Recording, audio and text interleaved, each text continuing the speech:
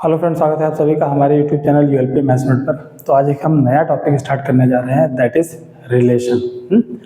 तो इतना मान के चलते हैं कि सेट थ्योरी आपने पढ़ लिया है। अगर नहीं पढ़ पाए हैं तो आप हमारे इस चैनल पे जाके पढ़ लीजिए। हर एक टॉपिक की अलग से सेपरेट लिस्ट बनी हुई है, ठीक। तो इतना हम मान के चलेंगे कि आपको सेट थ्योरी आती है, और सेट थ्योरी के बाद फिर relation and then function.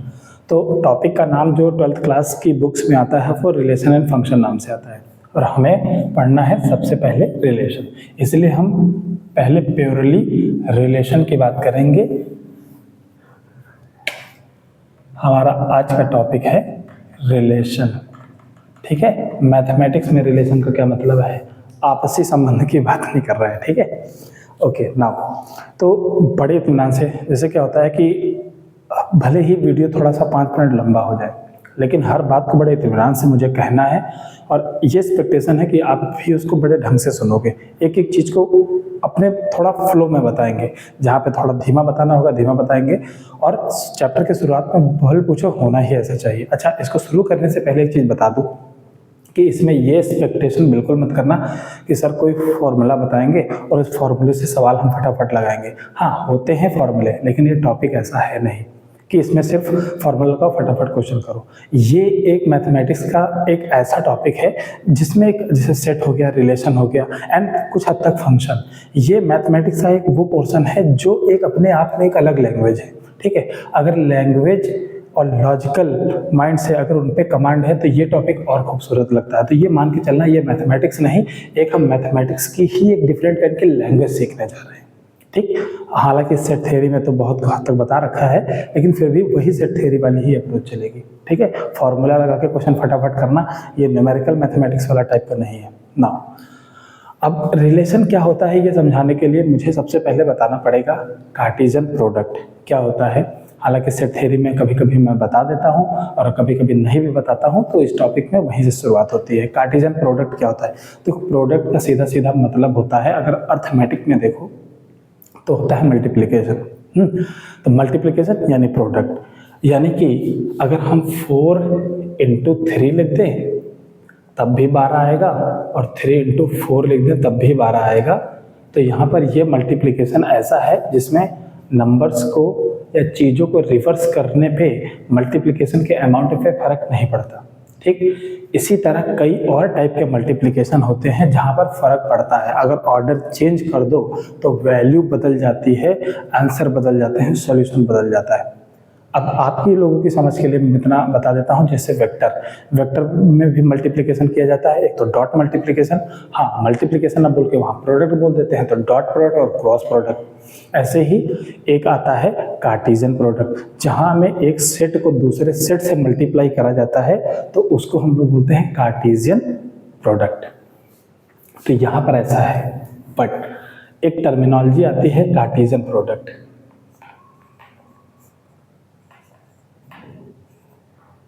Cartesian product, ये जो टर्मिनोलॉजी है ये यूज किया जाता है दो सेट को मल्टीप्लाई करने के लिए। Use to multiply two sets, दो सेट को मल्टीप्लाई करने के लिए यूज किया जाता है, ठीक। तो जैसे हमने 4 और 3 को मल्टीप्लाई करा तो आंसर आ गया 12, लेकिन दो सेट को मल्टीप्लाई करोगे तो उसका मतलब ये नहीं है, जैसे मैंने क्या कहा कि 4 और 3 को मल्टीप्लाई किया आंसर आया 12, पलट भी दिया तो वही आंसर आएगा। लेकिन एक हम ऐसे सेट रखें जिसके पास एलिमेंट है 3, और एक दूसरा सेट रखें जिसके पास एलिमेंट है 4, ठीक है। तो a × b अगर मैं निकालूं तो कभी ऐसा मत कर देना, यानी कि भाई ये तो 12 हो गया, ये पूरी तरह से गलत है। तो नंबर्स का मल्टीप्लिकेशन मतलब नंबर को मल्टीप्लाई करके उनकी वैल्यू लिखो। सेट का मल्टीप्लिकेशन को हम लोग क्या बोलते हैं? Cartesian product. सेट को मल्टीप्लाई करा मतलब सेट का कार्टेशियन प्रोडक्ट। तो कार्टेशियन प्रोडक्ट का मतलब ये नहीं होता है कि उसमें मौजूद नंबर्स का हम मल्टीप्लिकेशन कर दें। कार्टेशियन प्रोडक्ट कुछ और चीज होती है। क्या चीज होती है वो मैं समझाता हूँ, ठीक है। जैसे यहाँ पर नंबर के मल्टीप्लिकेशन का क्या मतलब है? इस मल्टीप्लिकेशन का मतलब है दोनों नंबर को गुणा कर दो, मल्टीप्लाई कर दो, और जो वैल्यू है लिख दो। लेकिन सेट के मल्टीप्लिकेशन का मतलब ये होता है कि A × B मल्टीप्लिकेशन, इसका मतलब होता है कि दो सेट का मल्टीप्लिकेशन, नंबर को नंबर से मल्टीप्लाई करो तो नंबर आएगा, सेट को सेट से मल्टीप्लाई करो तो एक सेट ही आएगा, इसीलिए मैंने सेट बना दिया। अब इनके मल्टीप्लिकेशन का मतलब ये नहीं होता है कि इन दोनों नंबर्स को मल्टीप्लाई कर दो, इसका मतलब ये होता है कि इन दोनों नंबर को एक साथ एक डब्बे में रख लो और ये डब्बा एक पेयर कहलाता है, क्योंकि दो लोगों का जो जोड़ा है वो पेयर ही तो हो गया। अच्छा, इसको साफ भाषा में ऑर्डर्ड पेयर बोलते हैं। ऑर्डर्ड इसलिए क्योंकि 3,4 लिखा है कि 4,3 लिखा है, ये बात मैटर करती है। बात समझ में आई? यानी 3,4 लिख दो, 4,3 लिख दो तो ये दोनों अलग अलग चीजें हैं, ठीक है। ऐसा हम नहीं कह सकते ये दोनों एक ही है, भाई है तो दो ही नंबर, दो नंबर पेयर में है ना, हाँ तो उससे क्या हुआ, जगह तो बदली हुई है, कोई पहली पोजीशन पे कोई दूसरी पोजीशन, तो पोजीशन का यहाँ मतलब होता है, यानी ऑर्डरिंग मैटर करती है, that's why it is called ordered pair. क्या बात समझ में आई? कि कार्टेशियन प्रोडक्ट वो वाला मल्टीप्लिकेशन नहीं है जो नंबर के साथ करते हैं, हाँ है तो ये सेट का मल्टीप्लिकेशन। सेट के मल्टीप्लिकेशन में नंबर्स का मल्टीप्लिकेशन नहीं करते, बल्कि उन सेट के नंबर को उठा उठा के जोड़े बनाते हैं, और इसी जोड़े को हम लोग क्या बोलते हैं, प्रोडक्ट। वो भी कौन सा product, Cartesian product, Cartesian product. तो आप बात समझ में आ गई होगी कि नंबर्स को मल्टीप्लाई करना और सेट को मल्टीप्लाई करने में क्या अंतर है। नंबर्स को मल्टीप्लाई करने को सीधे मल्टीप्लिकेशन या प्रोडक्ट बोलते हैं, और सेट को मल्टीप्लाई करने को हम लोग कार्टेशियन प्रोडक्ट बोलते हैं। इसी तरह हम डिटेल में लेकर चलेंगे, थोड़ा सा शुरुआत के 2-3 लेक्चर तो इसी तरह की आपको सब्जेक्ट का फील आना चाहिए बस ना।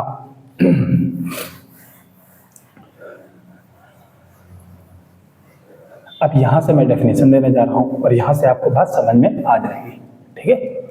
तो इसमें जो डेफिनेशन है वो कहानी यहां से स्टार्ट होती है कि let capital A and capital B are two non empty sets. ये दोनों नॉन एम्प्टी सेट्स होने चाहिए भाई, एम्प्टी सेट नहीं होना चाहिए, पहली बात तो ये, ठीक। Then Cartesian product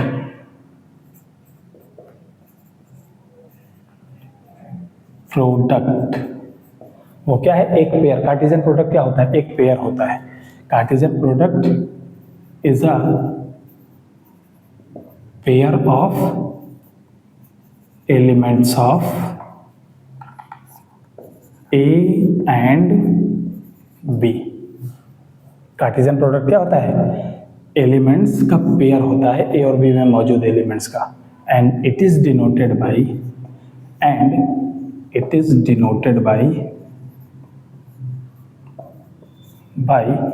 A cross B. A cross B से डिनोट किया जाता है, और हमने बता रखा है दैट इज, इसका मतलब बेसिकली हुआ क्या कि ए क्रॉस बी का मतलब क्या होता है, ये भी दो सेट का मल्टीप्लिकेशन है तो ये भी एक सेट होगा, तो हमने पहले तो सेट बना दिया। अब इस सेट में किस टाइप के एलिमेंट होंगे, ए और बी दोनों के एलिमेंट उठाया जाएगा, पेयर बना के रखा जाएगा, तो कुछ ए कॉमा बी टाइप का पेयर बनेगा, सच दैट, ये लगाते हैं ना सच दैट। बस इस पेयर के बारे में बताना है कि ये लोग कहाँ कहाँ से आए हैं। तो पहला एलिमेंट पहले वाले सेट से आया रहेगा और दूसरा वाला एलिमेंट दूसरे सेट से आया रहेगा, बस ये खासियत होती है। ऑर्डर्ड पेयर में जो मल्टीप्लिकेशन में जिसको पहले धरते हैं ना उसका एलिमेंट पहले रखा हुआ होता है, और मल्टीप्लिकेशन में जो बाद में सेट मिलता है उसका भी एलिमेंट पेयर में बाद में रखा जाता है, ये पोजिशनिंग होती है, ठीक। इसीलिए ऑर्डर मैटर करता है। अगर बी को पहले कर देंगे तो बी का एलिमेंट पहले धरा जाएगा, सच दैट ए जो होता है belongs to A and B belongs to capital B, ये होना चाहिए। तो ऐसे सारे पेयर। अब यहाँ से एग्जांपल मैं आपको देता हूँ, तो ये हो गई कार्टेशियन प्रोडक्ट। अब जैसे फॉर एग्जांपल की मैं बात करूँ यहाँ पर कि ए है हमारे पास 1 2 3, ठीक है, और चलो 1 2 ले लो, और हमारे पास बी सेट है ए कॉमा बी, ठीक है। नाउ अब मुझे ए क्रॉस बी निकालना है, तो ए क्रॉस बी का मतलब क्या हुआ, जो पहले होता है उसका एलिमेंट पहले रखा जाता है, जो बाद होता है उसका एलिमेंट बाद में रखा जाता है। तो एक काम करते हैं, इसमें क्या पैटर्न अपना है कि पहले फर्स्ट वाले सेट का एक एलिमेंट पकड़ लो और उसके मल्टीप्लाई करना नहीं है। कार्टेशियन प्रोडक्ट का मतलब क्या होता है, दोनों के एलिमेंट को रख के पेयर बनाना। तो 1 का पेयर ए के साथ तो क्या हो जाएगा, 1 कॉमा ए हो जाएगा। फिर 1 का पेयर बी के साथ तो 1 कॉमा बी हो जाएगा। अब 1 का काम सबके साथ खत्म हुआ, अब ले लोगे 2, तो 2 का पेयर ए के साथ 2 कॉमा ए और फिर 2 कॉमा बी हो गया। ये हमारे पास आ गया ए क्रॉस बी। ठीक है, इस तरह से निकालते हैं ये ए और बी का कार्टेशियन प्रोडक्ट। अच्छा, उल्टा कर दो, जिसका अगर मन है उल्टा करने का, एंड कोई चाहता नहीं भाई हम बी क्रॉस ए निकालेंगे, तो इस बार बी पहले लिखा है तो बी के एलिमेंट पहले आ जाएंगे, तो सिनेरियो यूं पलटेगा। ठीक है, चलो मैं इसी में लिखता हूँ, तो बी के एलिमेंट पहले रखे जाएंगे। तो फिर क्या करेंगे, अब बी का एक एक एलिमेंट पहले लोगे, तो ए और ए बाद में गया तो कॉमा 1 और यहाँ से ए कॉमा 2। अब यहाँ काम खत्म। अब बी का दूसरा एलिमेंट लोगे और इसके साथ रख दोगे, तो कितना हो जाएगा, B comma 1 and B comma 2। ये बात समझ में आ गई?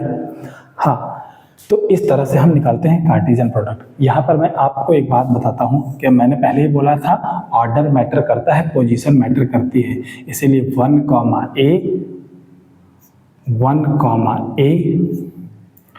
और a कॉमा 1 ये दोनों आपस में असल में बराबर होते ही नहीं है। ठीक है, तो क्यों? क्योंकि यहाँ 1 पहले पोजीशन पे है। जैसे मैं एग्जांपल में आपको ऐसे बताऊं, यहाँ से बेहतर समझ में आएगा। 3 कॉमा 4 एंड 4 कॉमा 3 या 2 कॉमा 4 ले लो, वो ज़्यादा इजी बैठेगा। 1 कॉमा 4 ले लो और 4 कॉमा 1 ले लो। अब बनाओ जरा, तो 1 2 3 4 1 2 3 4, तो 1 कॉमा 4 एलिमेंट यहाँ रहेगा ए, और एक होता है 4 कॉमा 1 एक एलिमेंट यहाँ रहेगा बी। तो ये दोनों देखो कितना अंतर है, क्योंकि पोजीशन मैटर करती है, इसीलिए ये दोनों अलग अलग हैं। ठीक, तो इसी के हिसाब से हमने बोला क्योंकि पोजीशन मैटर करती है, इसलिए 1 कॉमा ए और ए कॉमा 1 ये सेम वैल्यू नहीं, अलग अलग वैल्यू है। इससे हम ये कह सकते हैं, हेंस यहाँ से एक बात निकल के आई कि ए क्रॉस बी और बी क्रॉस ए अक्सर इक्वल नहीं होता है। समझ में आ गई बात? जैसे कि एक नॉर्मल प्रोडक्ट 4 कॉमा 3 भी 12 होता है और 3 कॉमा 4 भी 12 होता है। ऑर्डर पलटने पे नॉर्मल नंबर्स के मल्टीप्लिकेशन में कोई दिक्कत नहीं होती, बट कार्टेशियन प्रोडक्ट में हम पलट नहीं सकते हैं। ये प्रोडक्ट की एक कमी निकल के आई जब हम सेट का प्रोडक्ट कर रहे होते हैं। ऐसे ही आप वेक्टर करोगे तो वेक्टर में भी एक ऐसा पंगा होता है वेक्टर प्रोडक्ट में। खैर, तो इसका मतलब अदला बदली करके सेट का मल्टीप्लिकेशन पॉसिबल नहीं है, मतलब पॉसिबल इक्वल होना पॉसिबल नहीं है इतनी जल्दी। ठीक है, अगर कहीं पर ऐसा लिखा आ गया, अगर ऐसा कहीं पर लिखा आ गया क्या कि if a comma b equals to b comma a, तो इसका क्या मतलब हुआ, जरा सोच के बताओ। तो यहाँ से सारी चीज़ें समझ में आ जाएंगी कि पहली बात तो यार क्रॉस प्रोडक्ट आपस में बराबर होते नहीं है, ए क्रॉस बी और B cross A position change करने पे। इसका मतलब उनके ऑर्डर्ड पेयर भी बराबर नहीं होते हैं। ऑर्डर्ड पेयर इसलिए बराबर नहीं होते हैं कि पोजीशन वाइज चीज़ें चेंज हैं, एलिमेंट सेम यूज़ किए गए हैं। 1 और ए यहाँ भी यूज़ किया गया है, 1 और ए यहाँ भी यूज़ किया गया है। ठीक है, दोनों में सेम एलिमेंट यूज़ किए गए हैं, बट पोजीशनिंग अलग अलग करी गई है। यानी कि 1 की पोजीशन पे यहाँ 1 ही होना चाहिए, यहाँ पर अगर ए है तो यहाँ पर भी ए ही होना चाहिए था, तब होता बराबर। मतलब क्या है, यहाँ 1 तो यहाँ भी 1 और यहाँ ए तो यहाँ भी ए होना चाहिए था, तब ये बराबर होते। अब इसी बात को पकड़ के यहाँ पर आओ, ए कॉमा बी और बी कॉमा ए इक्वल कहे गए हैं। नॉर्मली तो इक्वल नहीं होने चाहिए, लेकिन कह दिया गया इक्वल है, मतलब ये दोनों अगर इक्वल हैं तो यहाँ पे ए तो यहाँ पर भी ए होना चाहिए था, यहाँ पर बी है तो यहाँ पर भी बी होना चाहिए था। अच्छा, बराबर है ये पहले ही कर दिया, इसका मतलब यहाँ ए है तो यहाँ भी ए होना चाहिए था, यानी बी को ही ए होना चाहिए था, ए को ही बी होना चाहिए था। और इसका मतलब ये निकल के आया कि ए इक्वल्स टू बी होगा। बात समझ में आई? हाँ, इस केस में ऐसा होता है 2,2 पलट के देख लो क्या कुछ अंतर पड़ेगा क्या? हाँ, तो 2 का ऑर्डर्ड पेयर तभी बराबर हो सकते हैं जब उनके दोनों के बीच के एलिमेंट सेम ही हो, सेम एलिमेंट का पेयर बनाया हो तब, अदरवाइज डिफरेंट एलिमेंट यूज किए गए हैं तो ऑर्डर पेयर बराबर नहीं होगा। आई होप इतनी बात समझ में आई होगी। तो इस तरह से डिफाइन करने में ऐसा समय लगा और बात पकड़ में आ गई होगी। अब हम बढ़ेंगे, ठीक है, ये है हमारी एनालिसिस। हम इस तरह से अगर बातों को डेप्थ में जाएंगे ना तो हमें चैप्टर का एक सार समझ में आएगा। बाकी वन शॉट और शॉर्ट ट्रिक थोड़ा मैं मतलब ये कह रहा हूँ कि जो लोग शॉर्ट ट्रिक से पढ़ना चाहते हैं, ठीक है यार, अच्छी बात है। तुम्हारे पास साल भर ना पढ़ने का मन हो, आखिरी टाइम में आप सारा जुगाड़ लगा के पढ़ना चाह रहे हो तो अलग बात है, लेकिन पूरे साल भर का कैरिकुलम सिलेबस इसीलिए रखा जाता है कि आप थोड़ा थोड़ा करके पढ़ो ना। मतलब मूर्ति को एक हथौड़े मार के नहीं तराशा जा सकता है, उसको थोड़ा थोड़ा थोड़ा थोड़ा मार मार के। इसलिए पूरे साल आप थोड़ी थोड़ी स्टडी करोगे और ढंग से एक एक दिन सीखोगे, कुछ सीखोगे, उस पर सोचोगे, विचारोगे, क्वेश्चन करोगे, थॉट प्रोसेस बनेगा, इससे बिल्डअप होता है। एक दिन में पढ़ के तो वही है रॉकेट की तरह उड़े फिर फुसोगे 10 सेकंड के अंदर, है ना, वो वाली बात है। ठीक ना, अब हम जैसे एक एग्जाम्पल लेते हैं और वहां से कुछ और एक चीज बताने की कोशिश करते हैं।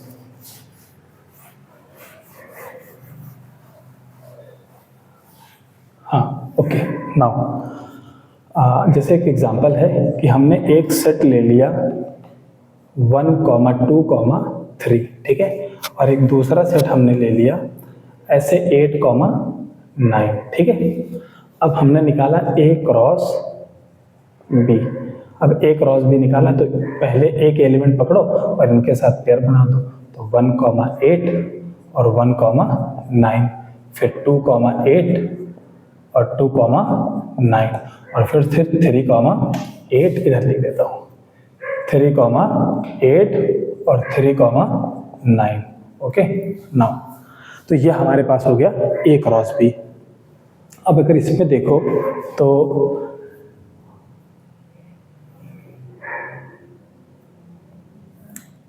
ये हमारे पास सेट है।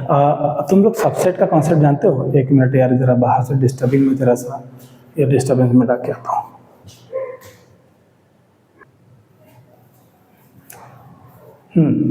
तो मैं ये कह रहा था कि सबसेट के बारे में। सबसेट का तो मतलब जानते हैं, कोई बड़ा सेट है, उस बड़े सेट से कुछ लोग निकाल लो, एक दूसरा सेट बना दो, उसी को सबसेट बोलते हैं, ठीक। तो सबसेट का यूज क्या है, वो रिलेशन एक्चुअली मुझे डिफाइन कर। अभी तो मैंने कार्टेशियन प्रोडक्ट बताया, अब कार्टेशियन प्रोडक्ट बताने के बाद रिलेशन डिफाइन होता है, तो वहाँ पर एक कंसेप्ट सबसेट लगता है। मैं जरा सा पहले वही डिस्कस कर लेता हूँ, ठीक है।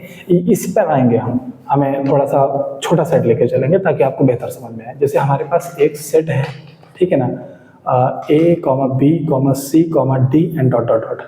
अगर या फिर मैं सिर्फ A, B और C दूं तो इसके सबसेट्स कितने बनेंगे?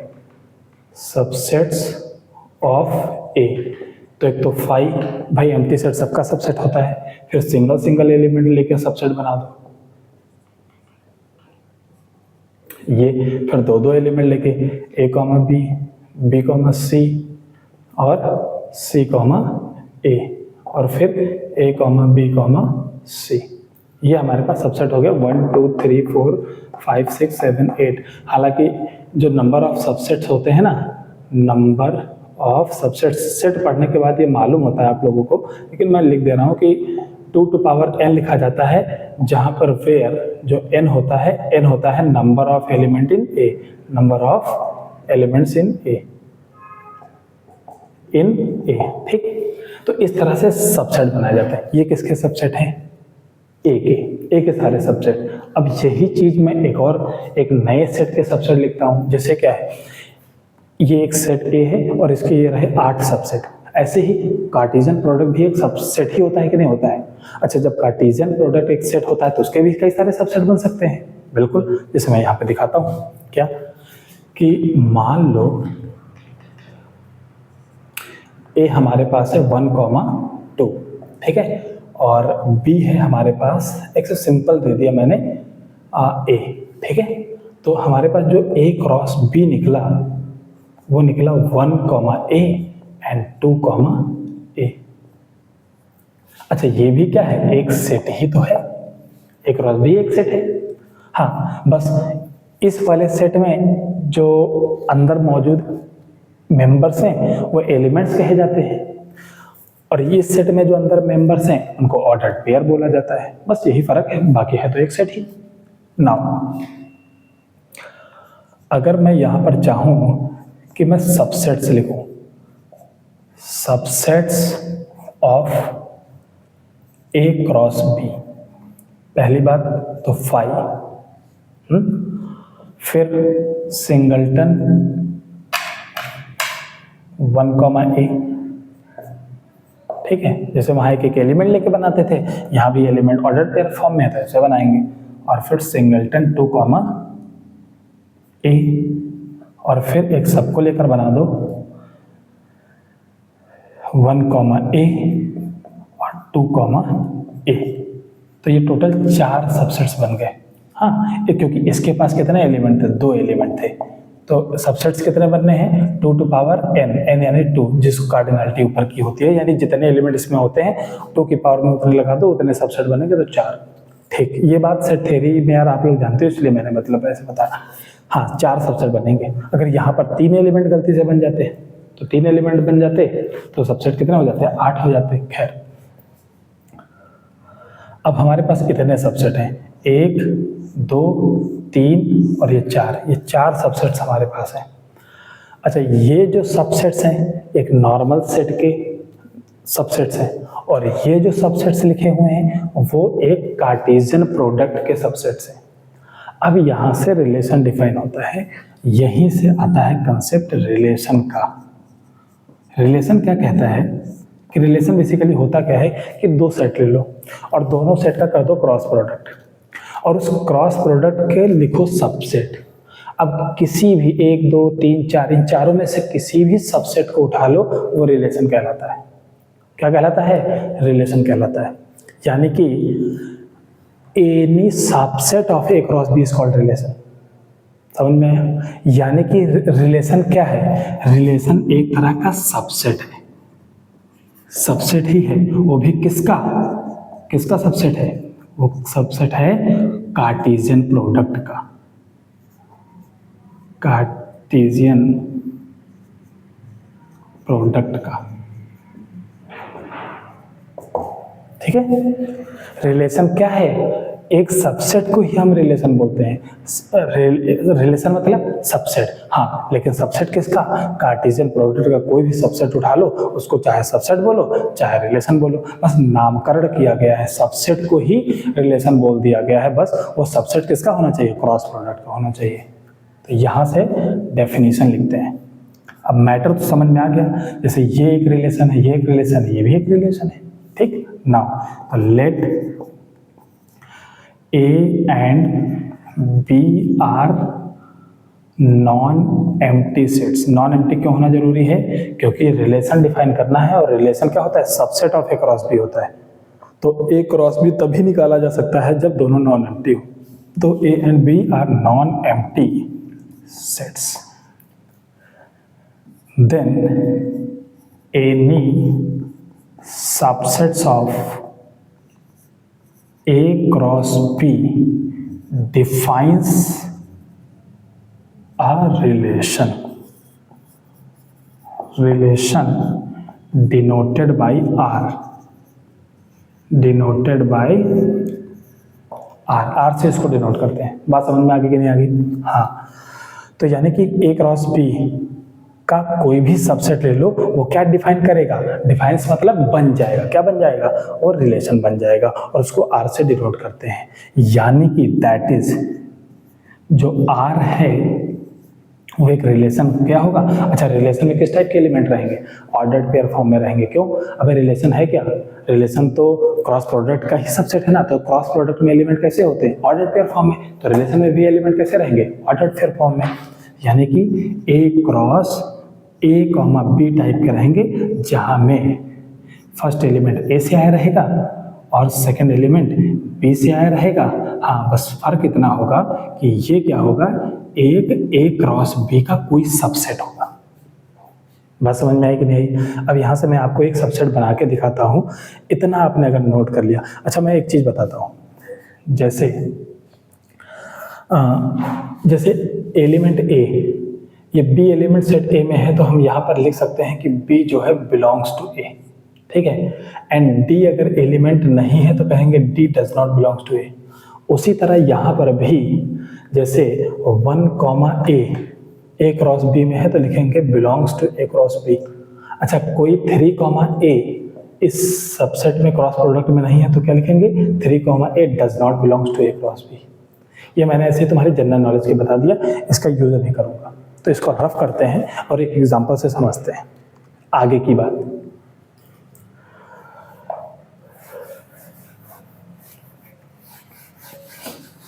नाउ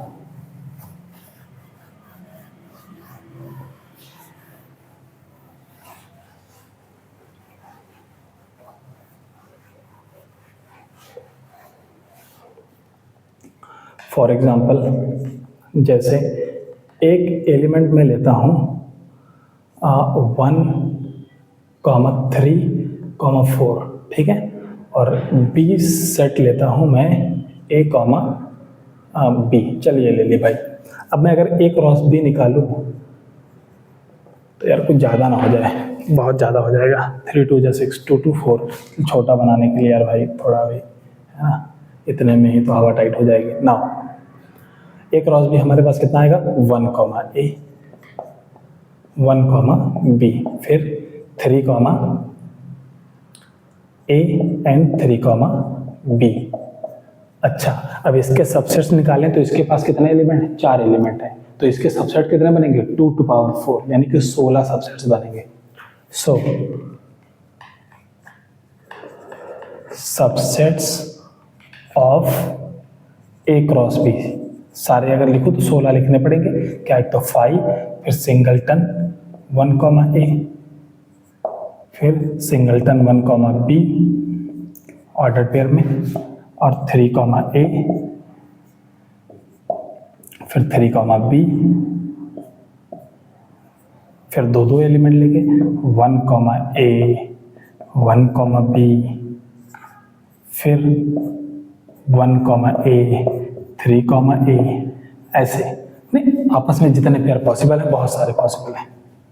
फिर 3 एलिमेंट लेके 1 कॉमा ए 1 कॉमा बी 3 कॉमा ए, ये 3 एलिमेंट लेके बनाया। और एक बार पूरा सारे लेके बना दिया 1 कॉमा ए 1 कॉमा बी, थोड़ा सा पेशेंस रखना बस, 3 कॉमा ए और 3 कॉमा बी। ऐसे 4 बनेंगे ये 3 वाले, और ये फाइनली बन जाएंगे। तो इन सब की संख्या टोटल कितनी होगी 16 सबसेट्स होंगे। 16 सबसेट्स, इसका मतलब 16 रिलेशंस लिख दिए मैंने। देखो क्यों, क्योंकि कोई भी सबसेट उठा लो, क्रॉस प्रोडक्ट का कोई भी सबसेट क्या कहलाता है, रिलेशन कहलाता है। अगर 16 सबसेट क्रॉस प्रोडक्ट के पॉसिबल हैं तो 16 रिलेशन पॉसिबल है, ठीक है।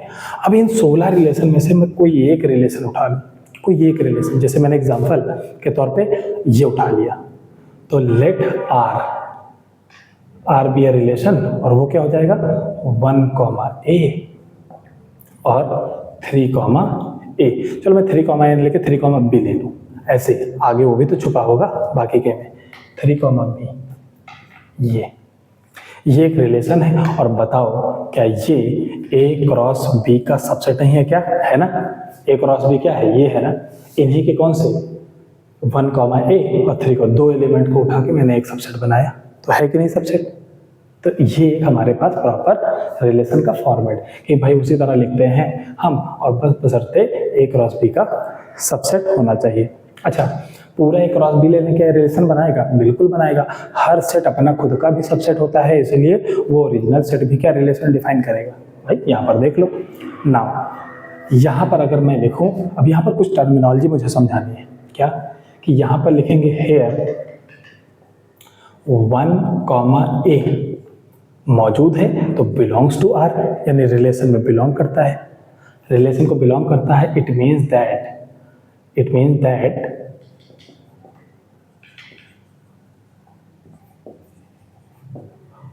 1 is related to A। अगर 1 कॉमा ए रिलेशन में है तो इसका मतलब क्या है कि 1 जो है, भाई मेरा तुमसे अगर कुछ संबंध है तो मैं तुम्हारा कुछ हुआ ना, किसी न किसी तरह से रिलेटेड होगा, गुरु शिष्य है कि नहीं। तो उसी तरह 1 कॉमा ए अगर रिलेशन में है तो उनके बीच कुछ तो संबंध होगा, तो ए इज रिलेटेड टू बी, ठीक, या फिर 1 इज रिलेटेड टू ए। और इसी को also we can written this, we can write, also we can write, या फिर this can be written as B written as 1 is related to A।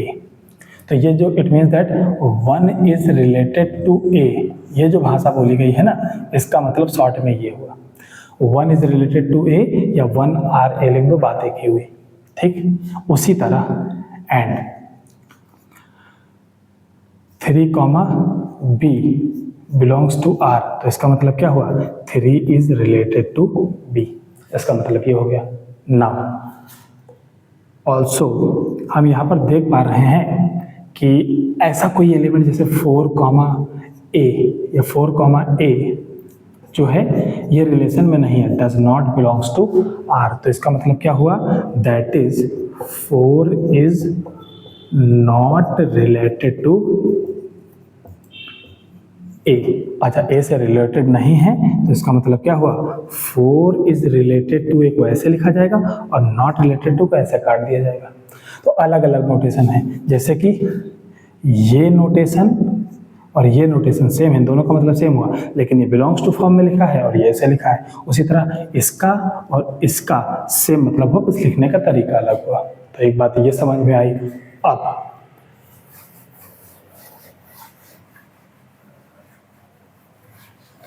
ये जो मैंने आर लिया था ना, आर कौन सा लिया था मैंने, 1 कॉमा ए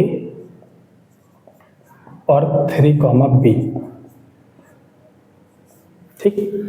इसमें जो ये और ये एलिमेंट हैं शुरुआत के, वो कहाँ के एलिमेंट हैं, सेट ए के एलिमेंट से जो लिया था मैंने। तो मैंने क्या करा, ऐसे बना लिया 1 और 3 और ये सेट ए नाम दे दिया, और यहाँ पर जो ए और बी हैं वो बी के एलिमेंट्स थे, तो इसको सेट बी नाम दे दिया। ए और क्या बोला क्या है, 1 किससे रिलेटेड है, ए से, तो 1 इज रिलेटेड टू ए, ऐसे तीर मार दिया। और 3 किससे रिलेटेड है, बी से रिलेटेड है, इसलिए ये इससे रिलेट कर दिया। ये उस सेट का डायग्राम बन गया। सेट का मतलब रिलेशन का डायग्राम। तो मैंने एक ही चीज को कई तरीके से समझाया। ये नोटेशन सब सेम ही है, एक ही चीज को रिप्रेजेंट करते हैं, दिखने का तरीका अलग अलग है, इसलिए हमारा ऑब्जर्वेशन ढंग से हो पाता है। अब इस बात को मैंने इतने ढंग से समझाया, अब मुझे ये बताना कि जैसे यहाँ पर हमने जो सेट लिया था उसमें शायद 2-2 एलिमेंट थे, तो क्रॉस प्रोडक्ट में 4 आए थे। इसी तरह अगर मैं ऐसे ले लूँ, कोई P सेट ले लूँ जिसमें 1, 2, 3 हो, और Q में सपोज दैट A, B इतने एलिमेंट हो, तो P क्रॉस Q में कितने एलिमेंट आएंगे, 3 इधर 2 इधर, मल्टीप्लाई करोगे तो 3 दूनी 6, यानी 6 ऑर्डर पेयर आएंगे, तो 6 एलिमेंट्स आएंगे। अगर 6 एलिमेंट्स आएंगे तो रिलेशन कितने बनेंगे, तो नंबर ऑफ रिलेशन उतने ही बनेंगे जितने नंबर ऑफ सबसेट होंगे। तो इसमें 6 एलिमेंट हैं, तो नंबर ऑफ सबसेट्स वो कितने बनेंगे, 2 टू पावर 6, 2 दूनी 4 दूनी 8 दूनी 16 दूनी 32 दूनी 64, 64 सबसेट्स बन जाएंगे, यानी 64 रिलेशंस बन जाएंगे। तो यानी कि नंबर ऑफ सबसेट्स कितने बनेंगे, नंबर ऑफ रिलेशन कितने बनेंगे, वो डिपेंड करता है इन पे और इन पे। इनके क्रॉस प्रोडक्ट में कितने एलिमेंट हैं, जितने एलिमेंट निकल के आए उतने 2 पावर लगा दो, उतने सबसेट बनेंगे, यानी उतने ही रिलेशन बनेंगे। तो ये बात सेट थ्योरी में पता चल जाती है, कोई दिक्कत नहीं। वहाँ की सेट थ्योरी अगर पढ़ी होगी तो बड़ी इजीली समझ में आया होगा। नाउ यहाँ तक तो माजरा क्लियर हुआ ना भाई। तो ये सारी एनालिसिस आज के वीडियो में, लेक्चर में हम इतना ही रखते हैं। आगे नेक्स्ट हम डोमेन और रेंज की बात करेंगे। आप बस थोड़ा सा पेशेंस बना के पढ़ना यार, मेरा कहने की बड़ी रिक्वेस्ट है इस चीज़ की कि शॉर्टकट मत ढूंढो, ठीक है ना। आप रेगुलर पकड़ो, पढ़ो, टाइम दो। टाइम दोगे ना तो ऐसा सीखोगे कि बहुत लंबे समय के लिए याद रहेगा। इसीलिए मैंने पहला लेक्चर बहुत डिटेल में लिया, एक एक बात समझाई, जितने तरीके से जितना सिंप्लीफाइड हो सकता था मैंने किया, ठीक है। आई होप ये बात दिमाग में घुसी भी होगी और यहाँ से हम आगे बढ़ेंगे नेक्स्ट वीडियो में। तब तक के लिए good bye, thank you so much for watching this video, thank you.